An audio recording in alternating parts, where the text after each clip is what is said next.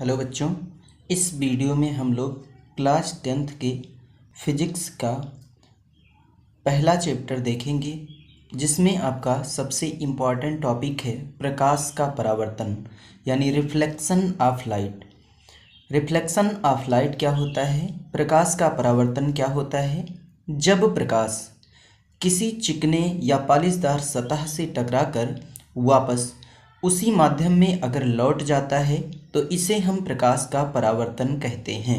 यानी प्रकाश के किसी चिकने व पालिशदार सतह से टकराकर वापस उसी माध्यम में लौटने की घटना को प्रकाश का परावर्तन कहते हैं।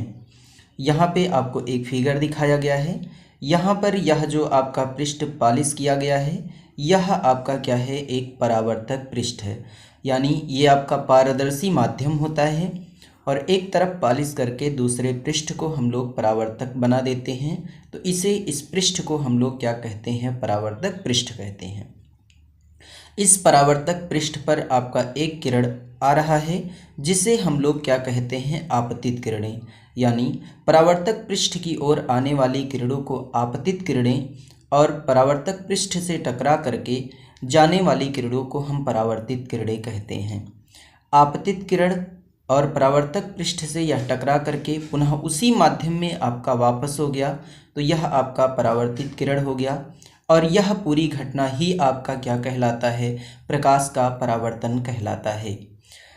जहाँ पर आपतित किरण परावर्तक पृष्ठ पर मिलती है, उस बिंदु पर परावर्तक पृष्ठ पर हम लोग लंब ड्रा कर देते हैं, जो आपका क्या कहलाता है, अभिलंब कहलाता है।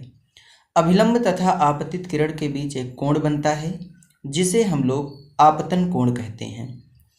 अभिलंब तथा परावर्तित किरण के बीच एक कोण बनता है जिसे हम लोग परावर्तन कोण कहते हैं।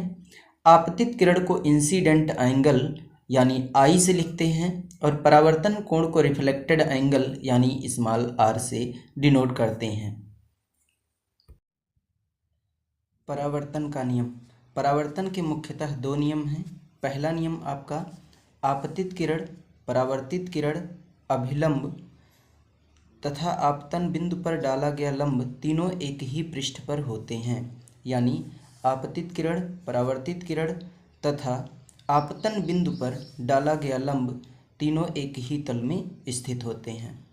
आपतन कोण आई और परावर्तन कोण स्मॉल आर दोनों का मान आपस में बराबर होता है। यानी आपतन कोण सदैव परावर्तन कोण के बराबर होता है, इसलिए कोण आई बराबर कोण आर के।